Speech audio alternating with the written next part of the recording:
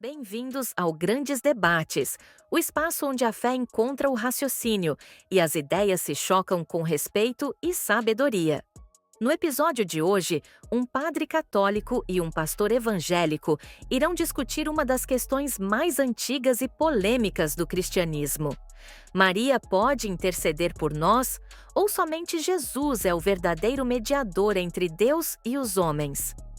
Ambos são estudiosos das Escrituras, profundos conhecedores da teologia e, acima de tudo, defensores da verdade, cada um segundo sua fé. Que este debate sirva não para dividir, mas para iluminar a compreensão. Com respeito e convicção, damos início ao grande debate de hoje. Antes de qualquer coisa, quero deixar claro o meu respeito ao padre e à tradição católica. Mas como servo do Evangelho, eu preciso afirmar: a Bíblia é absolutamente clara quanto ao papel de mediador. Em 1 Timóteo 2,5 está escrito: porque há um só Deus e um só mediador entre Deus e os homens, Jesus Cristo, homem. Isso significa que nenhum outro ser, por mais santo ou puro, pode ocupar o lugar de intercessor entre nós e o Pai. Maria foi uma mulher escolhida, sim, bendita entre as mulheres, obediente e temente a Deus. Mas transformá-la em mediadora ou canal de oração é dar a ela um papel que as Escrituras nunca concederam. Com todo respeito, eu não posso encontrar base bíblica que autorize o crente a orar por meio de Maria, quando o próprio Jesus disse: tudo o que pedirdes ao Pai em meu nome, ele vos concederá. João 16, 23. A intercessão é exclusiva de Cristo, que morreu, ressuscitou e está à direita de Deus intercedendo por nós. Ah, meu caro pastor, é sempre um prazer ouvir alguém citar 1 Timóteo 2,5. Parece que esse versículo é o único que sobreviveu em certas bíblias protestantes, não é mesmo? Brincadeiras à parte, permita-me devolver com a própria Escritura. Em Lucas 1,48, Maria profetiza: todas as gerações me chamarão bem-aventurada. Ora, se o próprio Espírito Santo inspirou essa declaração, negar-lhe um papel especial é negar uma promessa divina. A Igreja não a coloca no trono de Cristo, mas reconhece que quem está próximo do Filho pode interceder diante do Pai, assim como Abraão intercedeu por Sodoma ou Moisés pelo povo. Se Deus ouviu homens falhos, por que não ouviria a mulher que gerou o Salvador? Quando pedimos a Maria que rogue por nós, não tiramos o lugar de Jesus. Apenas pedimos a ajuda de uma mãe que, em Caná, intercedeu antes mesmo de alguém perceber a necessidade. João 2:3-5 mostra claramente: ela vê o problema, fala ao filho e ele age. Eis aí o primeiro milagre, fruto de uma intercessão. Então, meu irmão, se até Jesus atendeu a um pedido de sua mãe, talvez não seja tão insensato assim recorrer a ela de vez em quando, não acha? Padre, eu percebo sua eloquência e até admiro o esforço em defender sua doutrina. Mas há uma diferença enorme entre o que é respeitar Maria e o que é atribuir-lhe poder espiritual que a Bíblia nunca lhe concedeu. O texto de Lucas 1,48, que o senhor citou, não diz que as gerações deveriam orar a Maria, mas apenas reconhecê-la como bem-aventurada. E isso eu faço sem problema algum. Mas veja, o mesmo capítulo de Lucas mostra que Maria chama Deus de seu Salvador, Lucas 1,47, o que implica que ela também precisava de salvação, como qualquer ser humano. O Senhor fala de Caná, mas aquele episódio não é uma instrução para orarmos a Maria. Jesus realizou o milagre, sim, mas o fez por sua própria autoridade divina, não porque Maria o ordenou. E com todo respeito, quando o Senhor diz que Deus ouviria Maria como intercessora, porque ouviu Moisés e Abraão, está esquecendo que ambos já estavam vivos e falaram diretamente com Deus, não após mortos. A Bíblia jamais mostra os mortos intercedendo pelos vivos. Pelo contrário, Deuteronômio 18, 11, condena qualquer tentativa de comunicação com os mortos. Então eu lhe pergunto, padre, de forma direta e fervorosa, se o próprio Jesus, que é o único mediador, vive e intercede por nós, por que o senhor insiste em buscar uma ponte adicional que as Escrituras nunca ensinaram? Será que o sangue derramado na cruz não foi suficiente? Porque se Jesus é suficiente, qualquer outro mediador, por mais santo que seja, torna-se uma sombra diante da luz da redenção.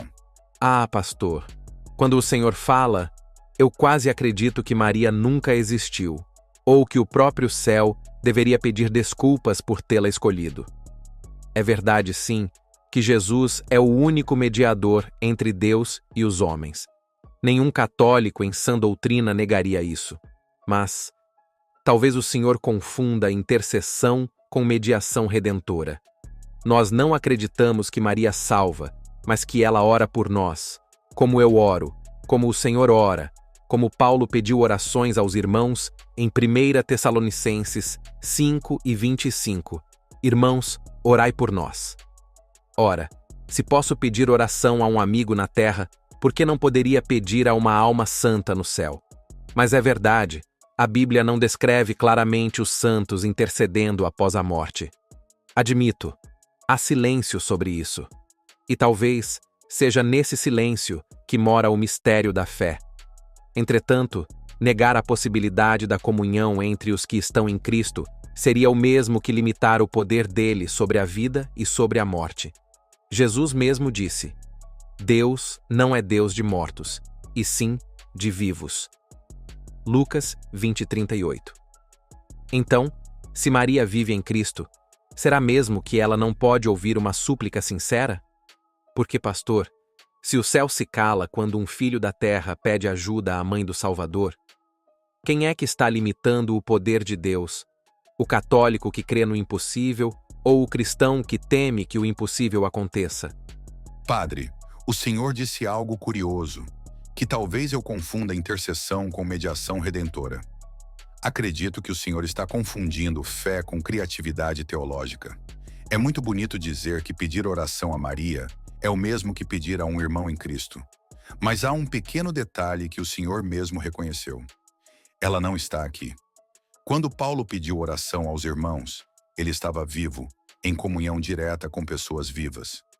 A Bíblia não manda, em lugar algum, pedir orações aos mortos. E quanto ao texto que o senhor citou, Deus é Deus de vivos.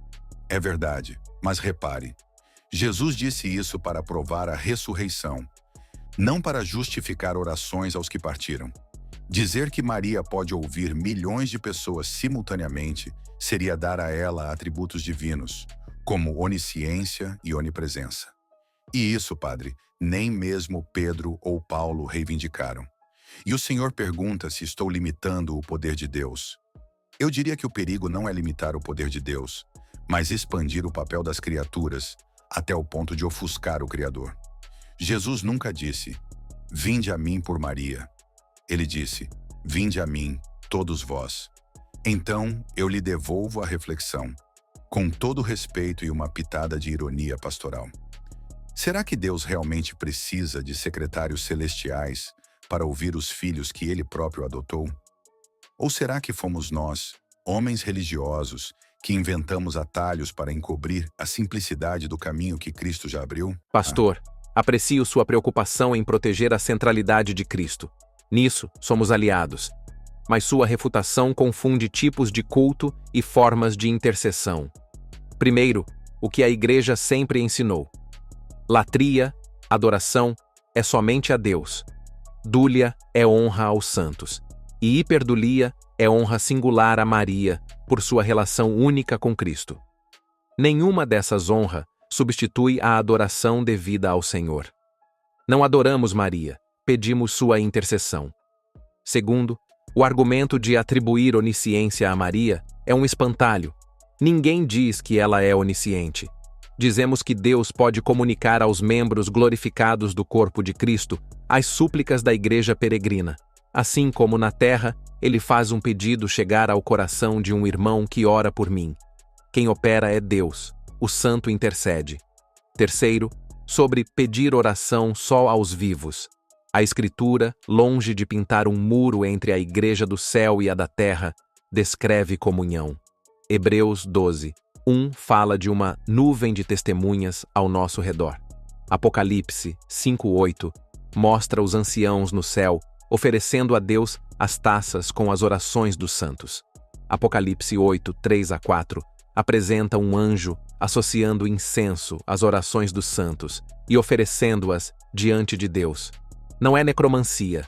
Deuteronômio 18. Ninguém está conjurando os mortos. É comunhão dos vivos em Cristo. Quarto, 1 Timóteo 2, que o Senhor invoca, diz no verso 1: façam súplicas, orações e intercessões por todos. O mesmo capítulo que proclama um único mediador redentor, Cristo, versículo 5, manda multiplicar intercessores na economia da graça. Logo, intercessões secundárias não competem com a mediação única e suficiente de Cristo. Elas existem por causa dela e dentro dela. Quanto a Caná, o texto não diz que Maria mandou em Jesus. Diz que intercedeu e apontou para ele. Fazei tudo o que ele vos disser. É o modelo perfeito. Ela conduz ao Filho. Em resumo, não elevamos criaturas acima do Criador. Reconhecemos que o Cristo cabeça distribui dons ao seu corpo, inclusive o de interceder, na terra e no céu. A mediação é uma em Cristo. A intercessão é participada no corpo de Cristo. Agora, uma pergunta necessária. Se você pede oração aos irmãos da igreja, sem considerar isso uma ofensa à mediação única de Cristo, com que base bíblica afirma que pedir a intercessão dos membros glorificados desse mesmo corpo, que vivem em Deus, seria usurpar aquilo que 1 de Timóteo 2,5 reserva ao Redentor? Ou dito de outro modo, onde a Escritura proíbe explicitamente a comunhão intercessora com os santos do céu, quando ela própria os mostra, apresentando nossas orações diante de Deus? Padre, reconheço sua erudição, mas como disse certa vez um velho mestre meu, quando um argumento precisa de muitas colunas fora da Bíblia para ficar de pé, é porque a Escritura não lhe deu chão. Vamos por partes com respeito. E um pequeno lembrete de que clareza bíblica não é criatividade devocional. Um só mediador não é um título decorativo. 1 Timóteo 2 não contrapõe muitos intercessores a um mediador. Ele ordena orações entre vivos, versículo 1, e em seguida fundamenta toda a eficácia dessas orações em um único mediador vivo, versículo 5. A igreja ora ao Pai por meio do Filho no Espírito. O que o Senhor propõe é um novo fluxo. O fiel fala a Maria, para que então Maria fale a Jesus. Isso não é cooperar com a mediação, é intercalar uma etapa que a Escritura jamais instituiu. 2. Nuvem de testemunhas assiste, não recebe pedidos. Hebreus 12. Descreve exemplos que nos rodeiam como testemunhas, não como centrais de atendimento. Testemunha vê, não recebe súplica. O texto encoraja a correr, olhando firmemente para Jesus. 12:2. Não olhando para testemunhas a fim de chamá-las. 3. Apocalipse 5, 8 e 8, 3-4 não mostram crentes orando aos santos, mas as orações dos santos subindo a Deus. As taças com incenso são as orações dos santos. Os santos da terra orando a Deus. O céu apenas as apresenta na liturgia apocalíptica. Não há um único pedido dirigido aos anciãos ou ao anjo. A cena mostra Deus recebendo, não os santos ouvindo e despachando. 4. Caná não institui doutrina de oração a Maria. Em João 2, Maria observa, aponta para Cristo e diz: fazei tudo o que ele vos disser. A única prescrição dela é: obedeçam a Jesus. Transformar um relato histórico antes da cruz e da exaltação em regra pós-ressurreição para orarmos a Maria é um salto hermenêutico, elegante, mas sem ponte bíblica. 5. Pedir oração aos vivos não é igual a invocar os mortos. Paulo pede oração a pessoas presentes. 1 Tessalonicenses 5:25. Em nenhum lugar ele, Pedro, João ou Maria são invocados após partirem. E a Escritura cerca o terreno com cercas nítidas. Deuteronômio 18:11. O Novo Testamento é pródigo em mandar orar a Deus. É silencioso, e significativamente silencioso, sobre dirigir pedidos a santos glorificados. Uma pequena história para clarearmos juntos. Imagine um rei que, a custo do próprio sangue, removeu o véu, abriu o acesso direto ao trono e declarou: "Venham a mim." Seus filhos gratos entram, mas alguns passam a deixar bilhetes com a rainha-mãe, pedindo que ela entregue ao rei. Um conselheiro piedoso diz: "Não é ofensa, é honra à mãe." O rei, porém, pergunta: "Meus filhos perderam a confiança no meu convite? Eu dei boca e nome a cada um para falarem comigo."